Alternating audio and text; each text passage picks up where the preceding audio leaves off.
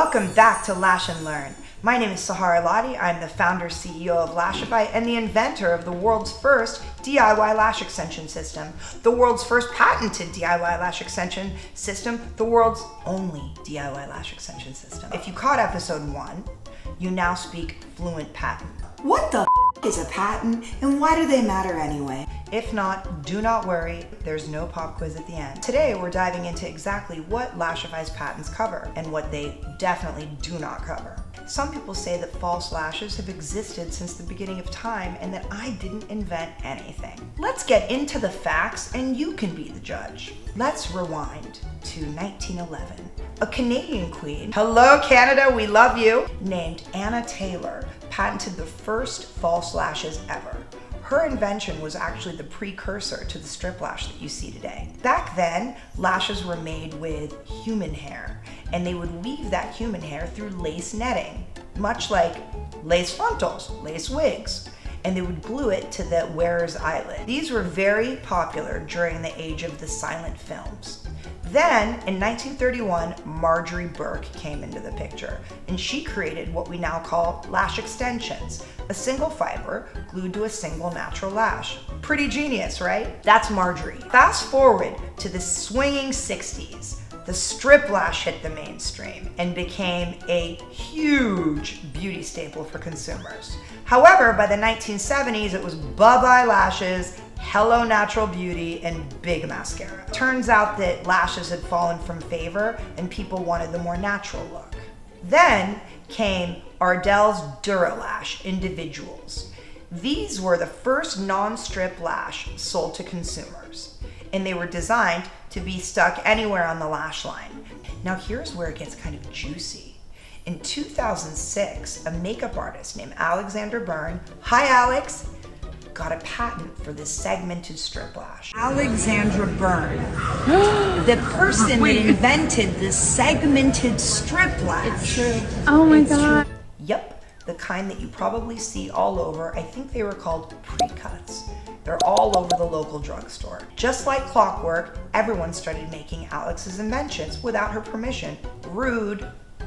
Then, in 2014, magnetic lashes hit the scene, thanks to Katie Stoga. And surprise, she got knocked off too, by the same players. Then came 2016. Enter Lashify. We patented the world's first DIY lash extension system that was designed to be applied underneath the natural lash line.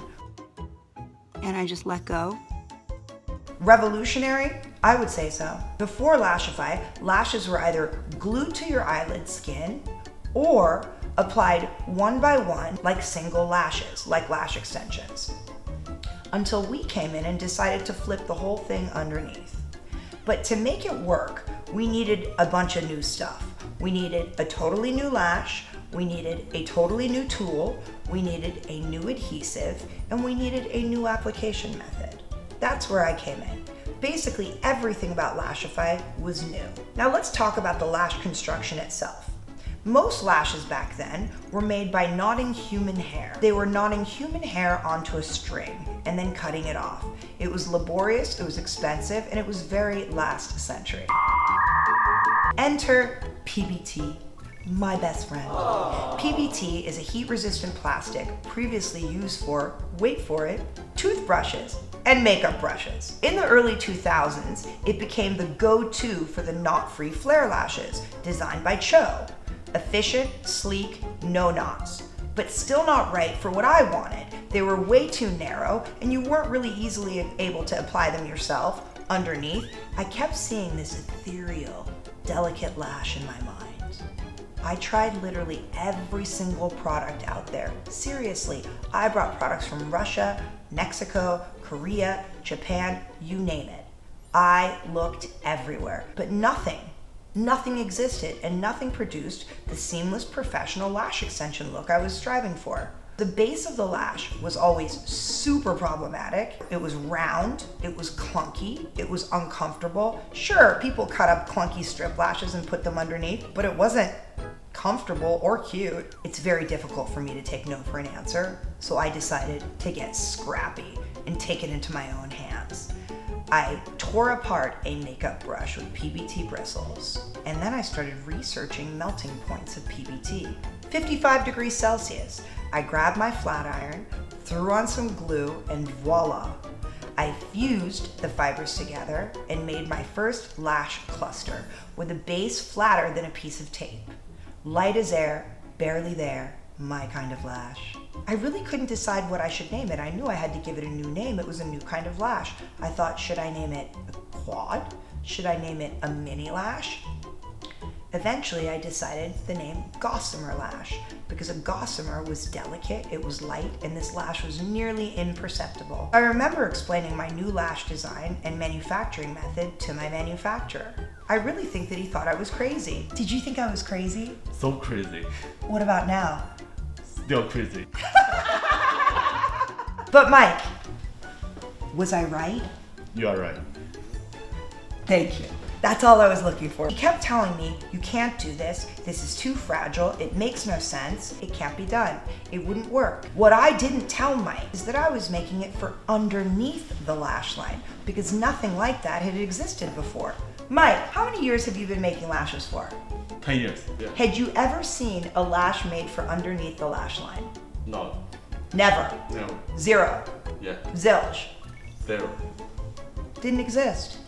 Today, it's everywhere! The market is flooded with brands trying to replicate what I invented and then getting mad at me for enforcing my patents. Some are infringing and some are not. Listen, if you're cutting up a knotted strip lash and you're gluing it underneath your lash line, you're safe with me. But you might want to have a conversation with Alexander Byrne because that's her patent.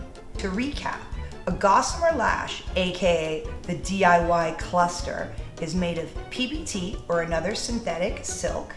It is not free. It is designed to be applied underneath the lash line. It is light, it is flexible, and it is built for the DIY lash extension system, Lashify. Still curious about IP and patents and all things lash law? Drop your questions below. I'm always here and down to chat. And by the way, don't forget to join me next time for episode 3 because we're just getting into it. Until then, stay curious and stay fabulous. Toodles! Yeah, just sit for a minute. Sahara, you interview Mike. Okay, Ask Mike. Questions. Okay, Mike. At what point did you realize that what I was making was really cool? Was it immediately when you talked to me that you realized this was different? Yeah, very different. Yeah. That will be change the whole market. So you knew that it was going to change the whole market? Yeah, I can feel.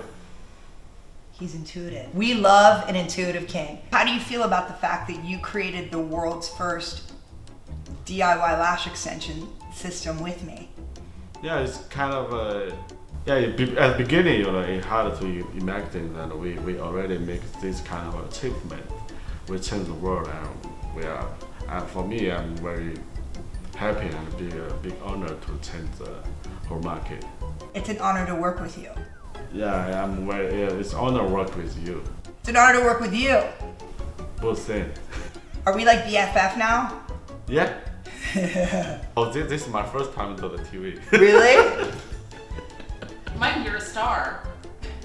Really? The way that we're able to make such amazing lashes as we are is because I have such a close relationship with him that I can come in and create something like one prototype, and he's very connected to my brain and he understands what I'm looking for. Like we don't have to have a lot of conversation about it. It's almost like when you have somebody that sees your mind the same way. This mixture is why we create the best lashes in the world. Every single lash that we make, I design them and Mike produces them. We don't get lashes from a catalog.